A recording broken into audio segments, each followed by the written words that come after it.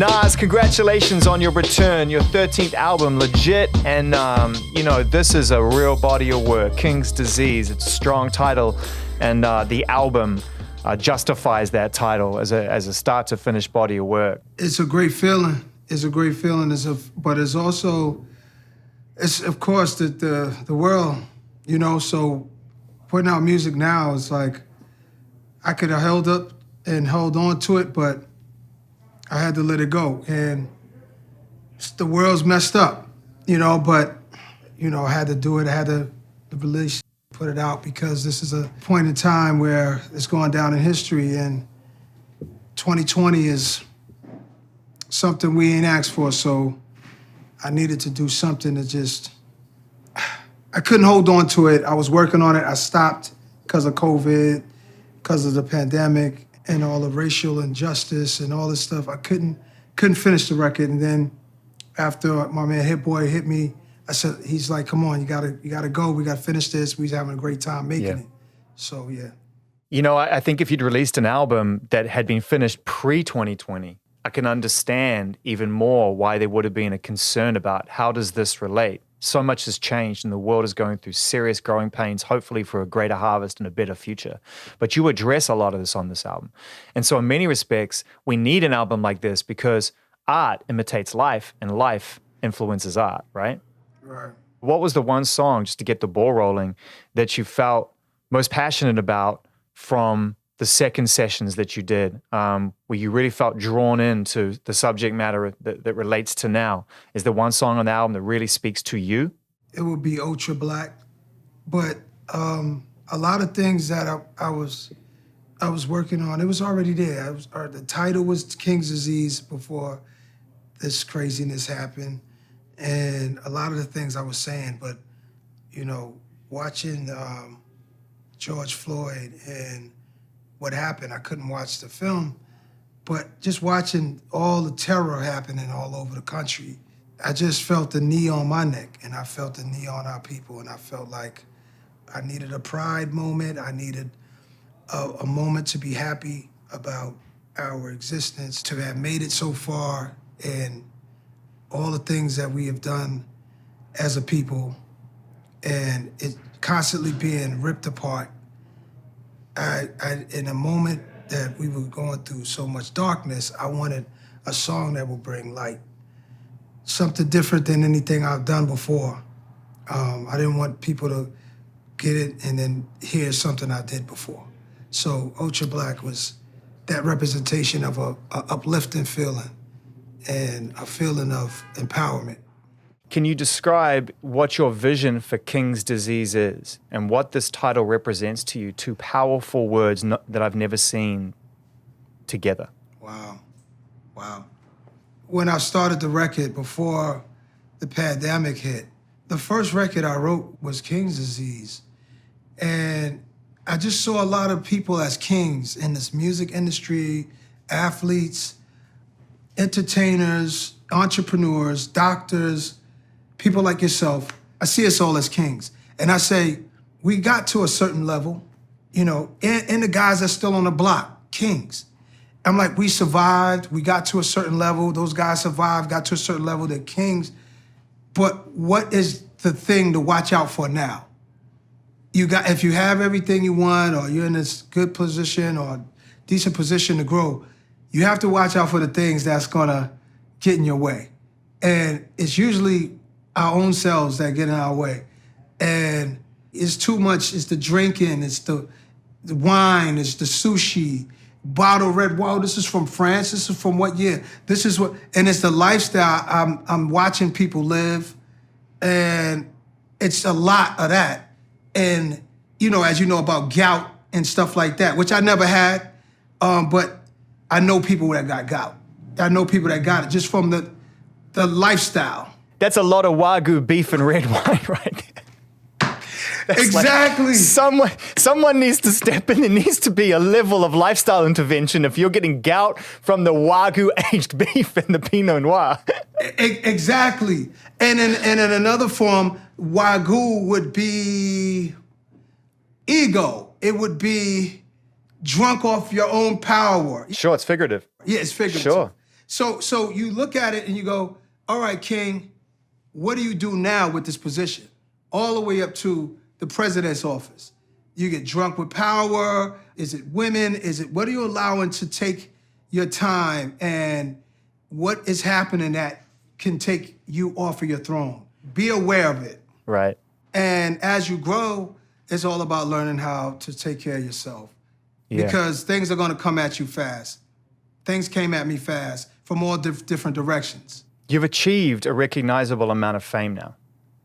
Throughout your life, you would definitely be regarded in countries all over the world as someone who is quote unquote famous, a recognizable figure based on the quality of your work. But of course, significant success over a period of time equals fame. And you've spoken about that in the past in various points on your albums, and you touch on it a little bit here, in particular in relation to relationships. You know, on a couple of really important songs like Replace Me with Don Toliver and Big Sean. I mean, that's about as open as I've heard you in that regard. Is that the big sacrifice, looking back on all of this, the idea of trust? I'm better than I was, but I had relationships that were good, they were cool, but I also had ones that made me not trust anybody anymore.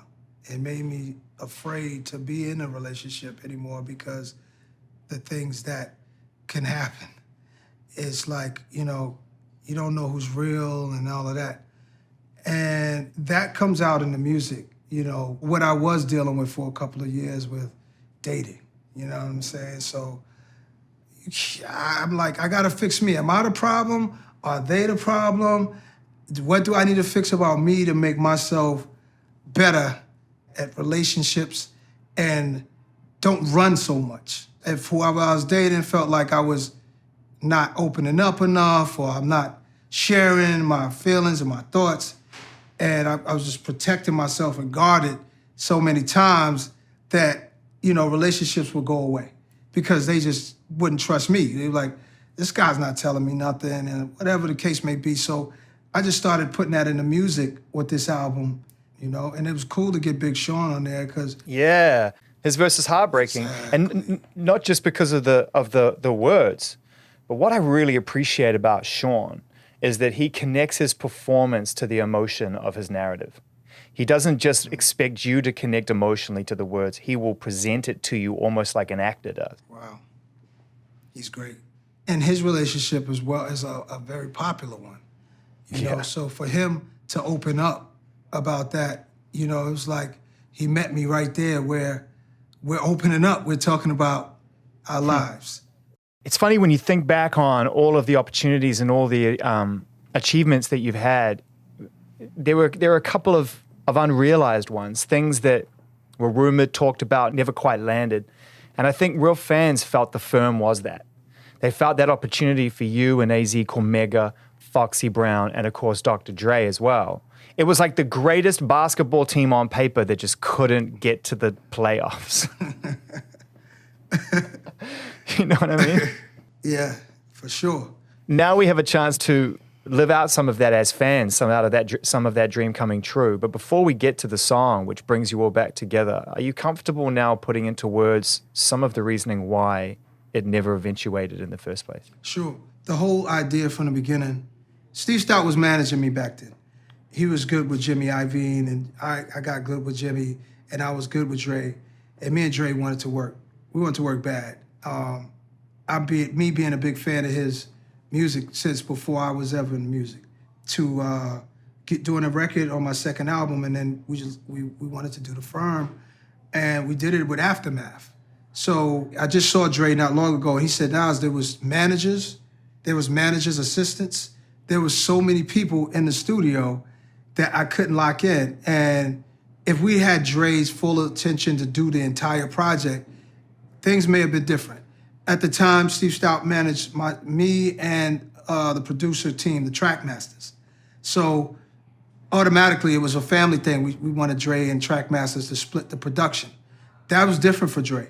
So he dealt with it. He was cool because he wanted to see what was going to happen. He wanted it to happen. Too many people involved, and it killed the creative. You know, how important was it that aside from making a record on this album with The Firm, that you were able to show that friendships had been mended? Because there was some fallout over that. Yeah. me and Cormega, we grew up together. We did a lot, of learning together. He's a little older than me, but we were still like brothers, And the streets divided us into different directions because he's an older guy than I was, and he wound up getting locked up. If he was home, he would have definitely been on my first album, but he got locked up. So when he came home, things are bubbling. He comes home with this attitude like, let's get gangster on everybody. And I'm like, more like, yo, no way, chill. And he told me about not long ago when we were talking, he said that I told him I'm not the same guy from the block. He said he didn't get that till later. So he said that I was doing a lot of things, telling him about how it was going, but he didn't really get that till later. He was ready to get back to the Goodfellas behavior that he was on. And there was just a split because he's got a mouth on him. And I wasn't trying to hear that. And he wasn't trying to hear me. And it was a sad thing because we were super tight. And then it got bad and then it got worse. Nobody got harmed, anything like that. But it was like that bad where it could have went in either direction. So we got cool a couple of years ago, but we didn't talk since then. So to talk with him, it was like it really touched my soul that this guy who I've known before this rap stuff, it was just great to get everything back full circle. The Definition is one of those songs, when you listen to it, there's jaw-dropping moments in there, and the performance carries you all the way through. What was the premise behind The Definition? The definition of what? Of King's disease. In my case, it's black males and females. These people that was once in bondage, us who was once in bondage and going through the worst treatment ever, to come out of it, to only be going through it again in different ways. So that split to me hurts me. It's a part of the thing that keeps you from being the king that you're supposed to be, from being the queen you're supposed to be, is that we're at odds. The president and him dealing with his disease and me dealing with my disease, which are haters, and us under watch of the big brother all the time. And we're losing our privacy more and more. We're losing all of these, who's really in charge? All of these things I wanted to pile up in the song and let it flow naturally and let it land on the track whichever way it needs to. And my art, I'm saying, is the way I kill this disease. Now that you have a roadmap open to you and this album is so free, and like I said, it's so honest and upfront, and nostalgia plays such a valuable role to it. Looking back now with the benefit of hindsight, when was the toughest? I think the toughest is when my mom passed. That was very tough. That was 2002. Other than that, it was little moments here and there. It's hard to really think back and pinpoint exactly. But it brings us to The Cure at the end of the album. And that song sort of comes in two parts, which is amazing because the first half is this crazy psychedelic, really strange, like one of the strangest things you've ever been on, but you absolutely crush it. And then it just swerves into this beautiful completion moment. Thank you. The Cure of King's Disease? Yes. It's really just not letting the things you can't change be your demise. And looking at yourself and recognizing the good in you and your roots, where I've been, where I'm going, understanding that the music of it makes you, to me, is a calming. The drums not, but the music the melodies is a calming kind of vibe. And I think it's more of a put yourself at peace at once vibe. All right, last question.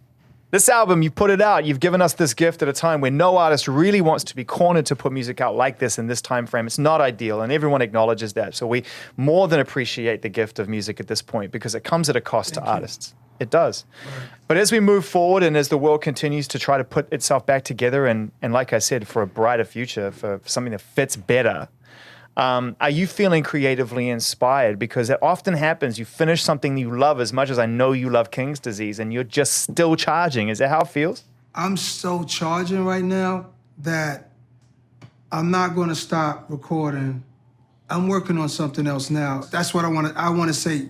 I don't know how You're dying to tell me, though. You're dying to tell me. I'm working on something else, and I love this album, and I hope everybody else does. But it's definitely charged me in so many different ways that I got to take advantage of this time, for sure. Musically, yeah. Thank you for your time, man. I'm really glad I got a chance to speak to you on this album, and it's always a joy. And thanks again for another remarkable record. Album number 13, 27 Summers, and no slipping. Incredible. Thank you, King. Appreciate you.